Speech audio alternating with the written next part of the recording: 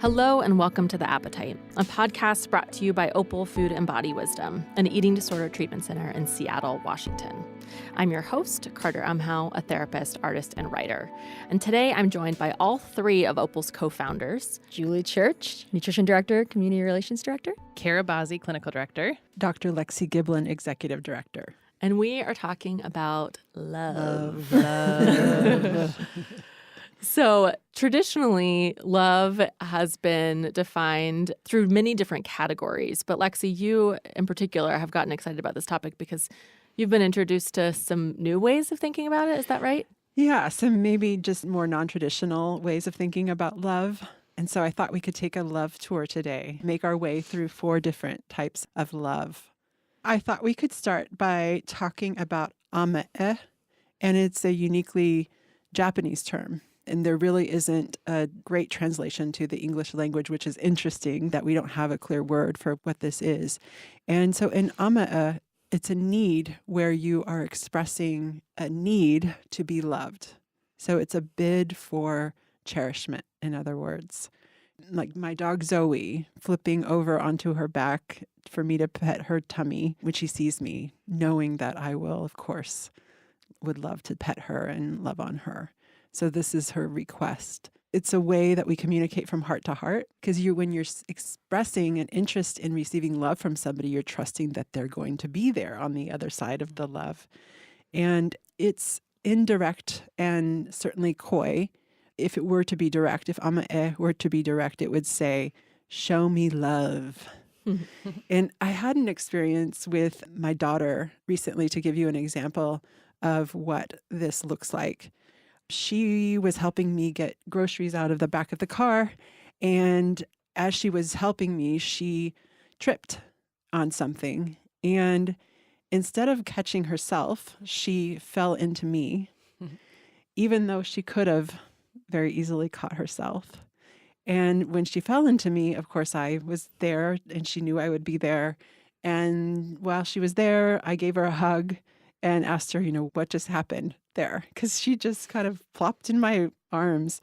And she said, oh, I just knew you would be there. So I thought I'd just let myself fall.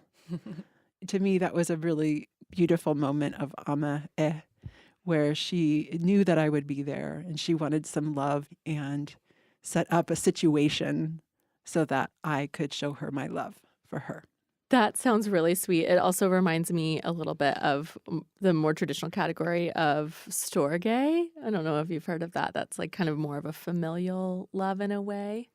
But this has such a sweet kind of bid for care and attention and you used the word cherishment. I was going to say admiration just now, but I've never even heard that word cherishment before. Oh, yeah.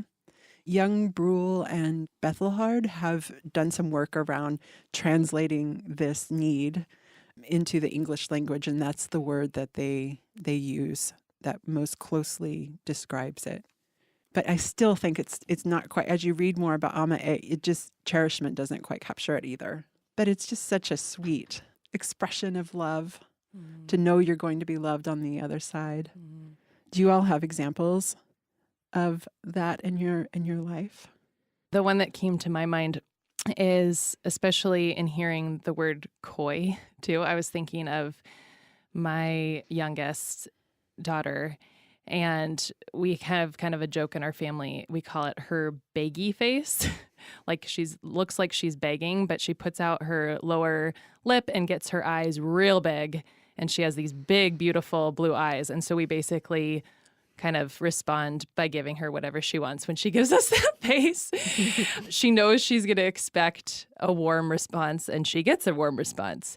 And it doesn't feel like she uses it for manipulation. It's more of just a joyful exchange between her and me, or her and my husband. So I don't know if that does fit, but that's beautiful. And that's what comes. I love that example. I mean, it's manipulative in one way, but in another way, it's absolutely, both of you are in on the amae, which is exactly what amae is.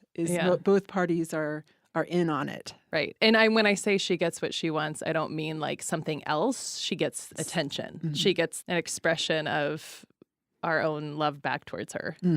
Adoration. I was thinking how that intersects with storge is that it's not based on any kind of personal qualities. It's not dependent, right? Like that love is just given out of familiarity.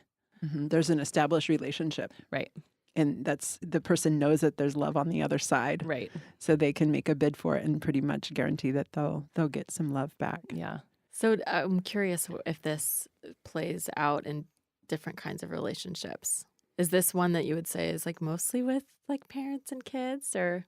I know that's what I was was wondering trying to too. I stretch was thinking, would this express itself outside of parental? Animals is a good example of pets. But I wonder if this would also be seen. If it's familiarity, I wonder if this would be seen between partners, or if I think it's all over the place. Yeah, in relationships, in close relationships, because I can think of romantic partners and how they do this as well. When I was in a relationship, I used to say things like, "Oh, you know you love me."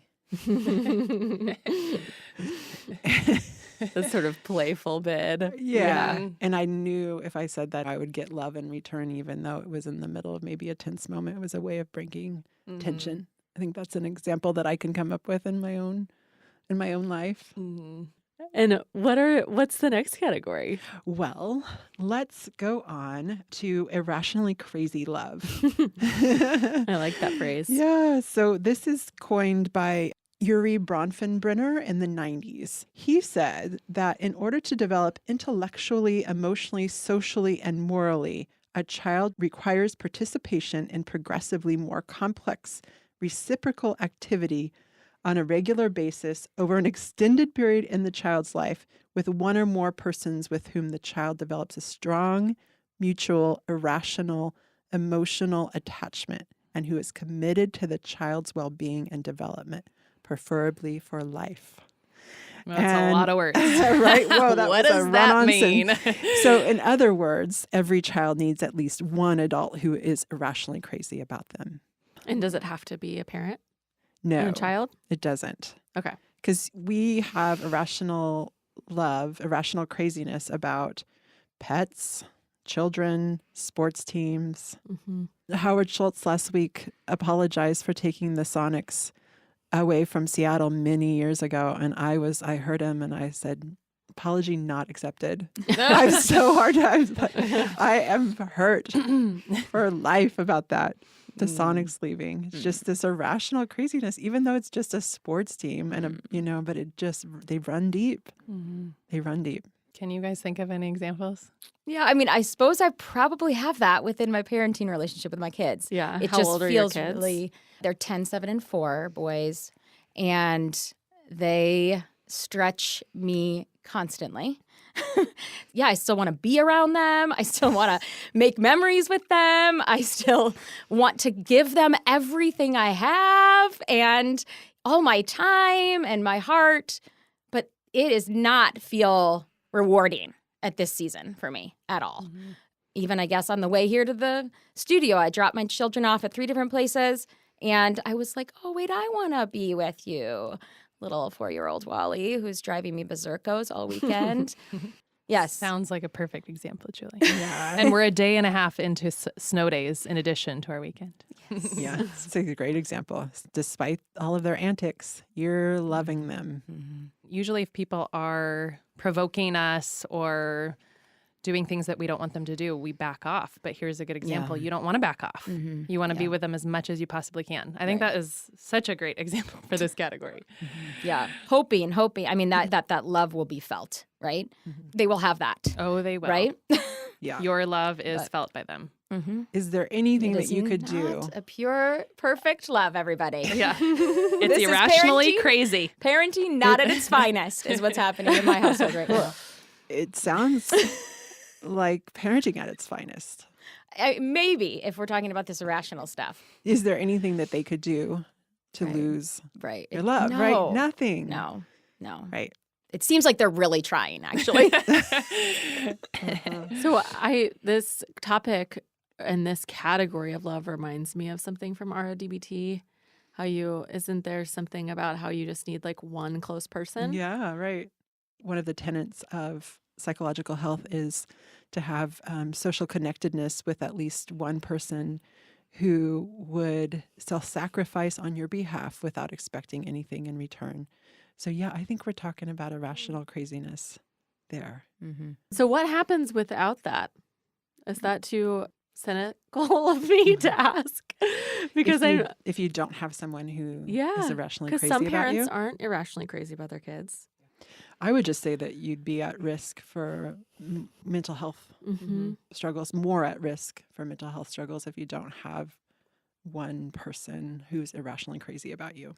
Not necessarily that you would have mental health problems, but you're more likely to. I just think of like high risk behavior. Like maybe that's linked to mental health, but that's like when I think of if somebody's not loved, then they're trying in some places or arenas of life to get attention or get attachment or whatever it might be. Oh, absolutely. Right. Absolutely. Yeah, I heard something once. It was from some sort of continuing education class or something that I was studying, and we're talking about how we don't just need a healthy attachment, we need a joyful attachment in order for us to actually feel safe in the world. That there has to be that sort of similar, oh, I'm so excited to see you, rather than just, oh, yeah, I can rely on you. It has to have some of that joyful playfulness in it as well. That I think speaks to the irrational craziness. And that would make us feel safe, secure. Do you think the irrational craziness would also be synonymous with storge? I think so. I mean, Seems like it would be in that category too. I would think that it would be in that category. Definitely not an expert on storge, but I do think that the cool thing about this irrational craziness is that it has sort of a particular feeling attached to it, whereas storge doesn't go as far as to describe the like excitement of it all and the nutso feeling that you would have in loving someone. It would just be that actual familial attachment. So that the love that you would have for your brother, the love that you'd have for your uncle because they're your uncle, not necessarily because you're just diehard crazy about them. Yeah, like both irrational crazy and amae make me think of like a secure attachment that storge would provide. And then here's different expressions of this secure attachment. I like that. Different energy levels. It even could be something that you bring into different kinds of love. If you're irrationally crazy, that could be part of a sort of friendship type love, or it could be part of an erotic kind of love, or it could be part of a practical kind of love. Again, the feeling rather than the actual bond of the relationship. So what's the next one, Lexi? Well, let's talk about radically open kindness, since we were just talking about psychological health. So it's related to what we just spoke about, which is where we think about kindness being different from niceness or compassion. And in kindness, from an RO perspective, it's telling a good friend a painful truth or helping someone without ever expecting anything in return.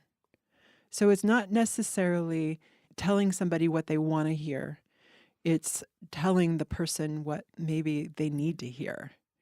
And it's less about making the other person feel better necessarily. It's more of a growth-oriented love where you're willing to say hard things to the person. You're willing to give the gift of truth. And you're doing so because you love them. You care about them. You want the best for them. And therefore, your kindness is born out of that care and love. But it's more like a tough love. And it differs from compassion because compassion is a response to suffering. And you can give kindness whether or not a person is suffering. So it's not necessarily a reaction to a state. It's given regardless of what the person might be experiencing. When you're describing that, I think of moments where that happens at Opal, between clients especially, and some of the conversation actually that's happened recently there of folks feeling resistance towards some of that if they haven't been asking for it, asking to be challenged or asking to be called up, that it's being offered without the invitation being given. I don't know. What do you think about that, Lexi? It's interesting. Like a formal invitation?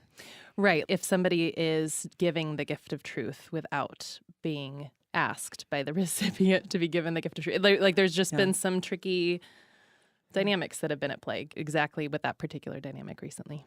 Yeah, I mean, I think you would need a really strong foundation to your relationship if you're going to give gift of truth. And I would be kind to you and give you gift of truth, but I haven't asked you if that's okay. I guess I kind of just know that you would be okay with that. But that's because we have a relationship, an existing relationship. We're not wanting to just hear what the other person wants to hear, right? It's more about calling the person up and growing, and I wouldn't want to not know something that you were feeling about me or thinking about me. I wouldn't want you to hold that from me. I don't feel like that would be kind if my close relationships, if people weren't telling me something. Yeah, a lot of people just think that you're supposed to be nice. Right. And I love this differentiation between the two, because kindness actually has that sort of higher interest for the other person. When offering truth, you're asking them to be more, or letting them know that you think that they could be more. You are offering them growth rather than just niceties and platitudes and keeping things surface. Don't you think there's a lot of people that do live life without that, though? Definitely. Yeah. For sure. Great.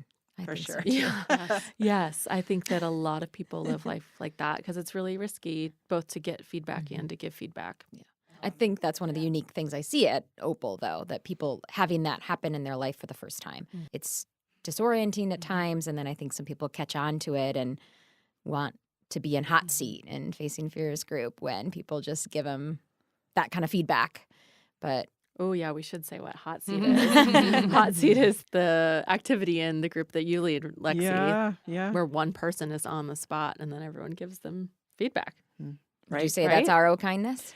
For sure. And Right? we always introduce the topic of hot seat through the lens of RO kindness, so that everyone's coming into that hot seat space with kindness. So any comments that are being made are in the interest of the person's growth. If there are comments that are not in the interest of the person's growth, then they're not to be made. If there's meanness or spite or schadenfreude or anything like that in the mix, it's not allowed. Well, I would imagine that delivery is a really important part of giving that type of feedback. Right. Right, how someone would share that, because it can elicit conflict and more disruption in a relationship if it's poorly, I would say, delivered poorly. It would be so hard to give real truth to another person if you don't have a relationship established. You know, Right. it wouldn't work very well if I was just out of nowhere to give Right. feedback to a stranger. So it's all within the context of that relationship and all the building of the connection before and after, and the following up Right. afterwards, and the checking as in the on how it was landed. Yeah, the listener, like there has to be trust that the motivation behind it is out of care. It's interesting because this category of love and kindness seems like an action that you take within a loving relationship or a relationship that has some sort of love and care, whereas the other categories we've talked about so far, again, feel more of like maybe more of an attitude. And this is like a really wonderful way to learn how to love. Yeah. So what's the last stop on our tour? So the last stop is maybe what we traditionally think of as falling in love, and it's the state of limerence, which is the state of being infatuated or obsessed with another person. So it's what a lot of us are seeking, in our lives. We want to feel that feeling of euphoria that you have when you're falling in love with someone. So typically, limerence involves idolization, right? You're not seeing the other person as they actually are. You have them on a pedestal, and it's often involving fantasy as well, because you think something is happening that's actually not happening. And when you're in limerence, you become hyper-focused on the person. You just almost, the rest of the world kind of falls out around the person you're feeling love towards and falling in love with. And you're often, when you're in limerence, looking for clues from the other person that they feel the same way that you do.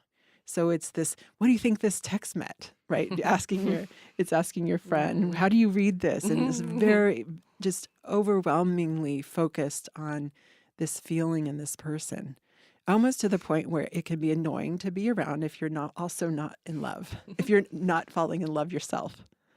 Because it just feels like you're sitting with somebody in a fantasy world who's going to have a hard crash at the end when reality sets in and the person becomes a real human being. This seems to be the kind of love that is celebrated obviously most during Valentine's Day season, where it's all about the Cupid's bow and all about the who's your crush and what's the date you're on, and here's some sexy chocolates or something. I don't know why chocolates are so sexy, but this is the kind that's so celebrated, right? More than, I would say, even like kind of long-term committed love gets celebrated during this season. It's all about the limerence and euphoria of love. I'm smiling because even just talking about it, I love the feeling of limerence, like the euphoric high. I would call this, like, the way I've always related to this is calling it the chase. I like the chase. Ooh, Kara. That was always my favorite part in high school, was the chase. And looking for the clues. I loved looking for the clues. Like, that part was so interesting to me. And then as soon as the chase was over, the interest became less exciting. So I think of the state again, that kind of high, or the heart racing and the adrenaline that comes with limerence. You don't. I like adrenaline, so that I liked seeking it, whether it was in that way or doing some roller coaster or skydiving. Yet you don't need as much sleep when you're in love. Sometimes your hunger signals are dampened as well when you're in limerence. I'm like giggling over here because I'm so in my parenting world. And it seriously is what I see in my 7-year-old about video games. Like, it is hysterical how much he is just so obsessed with it, and how that's blocking. Like, I don't see any affection or love towards me because all he cares about is the video game and having time with the video game. I mean, it's just that focus that when you're around people that are in limerence, I'm like, yeah, that's totally what I'm like, he is so obsessed and in love with that video game. Well, they designed those games, and they designed social media for the same sort of hit. Totally. Anyway, so that's the limerence in my household right now. That's the limerence. Yeah. Hilarious. Yeah, it's obsession.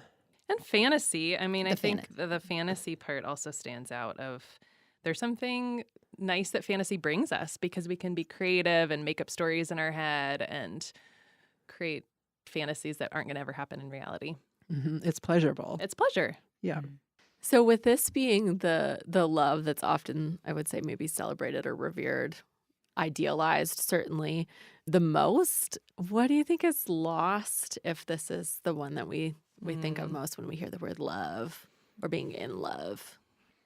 For me, it feels like with coming of age and moments of limerence and those times, then if that's all you ever think it is, it's not allowing for us to age and mature and take in new experiences. And I think if that's what it's supposed to be, then you're just going to keep on the chase, I guess. But I just think of that as like something's, you can't build on your own wisdom and experiences and allow for the strength of a relationship to go beyond just that. Totally. If that's our expectation in a long-term relationship, it creates a lot of disappointment, and it could be, your relationship could be more pathologized if you think that that's what it's supposed to be about, which just isn't true. There's so much in the way that youth is put on the pedestal, and then with that is love and sexuality and all of this with the youth. I don't know. And I just think there's something with that that's missed. I mean, it idealizes different phase of life, different type of relationship. It also, I think, it sort of is a moment in time, which is why I think that this kind of love is so powerful in and of itself, because it's so intense for a moment in time. Like, we've talked about so many different types of love that actually feel really special and dear. And this one is lovely, but it also is not the full picture. If you've experienced the other kinds of love, this can actually start feeling kind of flat. If you start knowing, like, oh, that's just kind of, it's beautiful and fun, but then what? The bubble gets burst. All of them are important. I also actually was just thinking, as you're saying that, like, I was thinking of Esther Perel, who's a sex therapist, and even she talks about a lot about infidelity and how I think one of the things she's trying to do is how do you bring some limerence into a long-term relationship? That's also exciting too, to see how all these types of love are really valuable. I mean, if we're talking about a partnership, and how do you bring in some of that limerence when there's no longer like an actual fantasy of the relationship, but how do you kind of create that? How do you get creative within a long-term relationship? So I think that's interesting to see her work through that lens. Yeah. And that speaks to just how important it is within, like you said, a romantic relationship to be able to sort of create and value all these different kinds of love.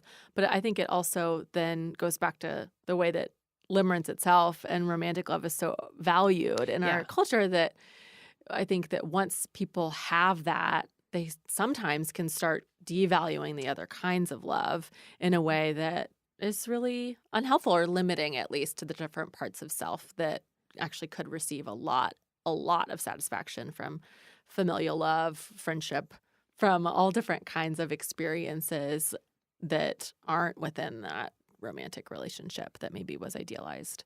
And I think of when you come out of limerence, because you can be in limerence for months. It's not necessarily a short state.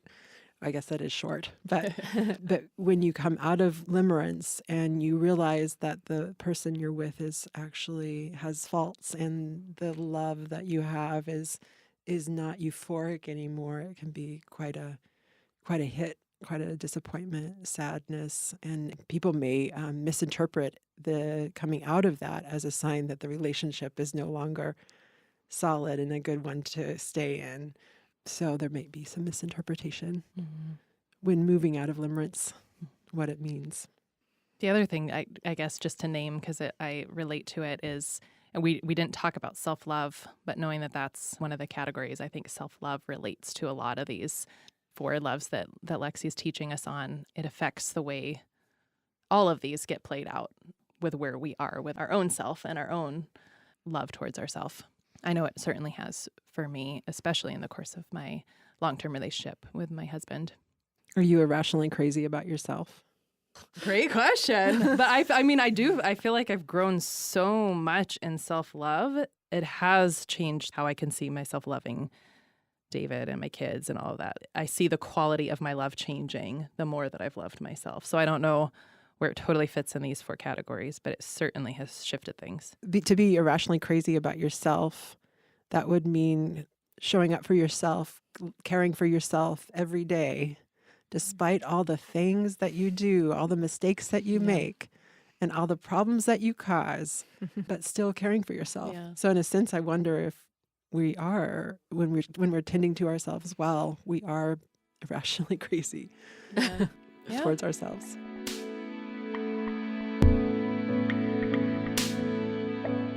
Thanks so much for joining us on this conversation and tour of love. If you would like to learn more about Opal Food and Body Wisdom, visit us online at opalfoodandbody.com or follow us on Facebook, Twitter, or Instagram at Opal Food and Body. Thank you so much to Jack Strahl Cultural Center for sound engineering, to Aaron Davidson for the Appetite's original music, and to Hans Anderson for editing. Join us next time. Thanks.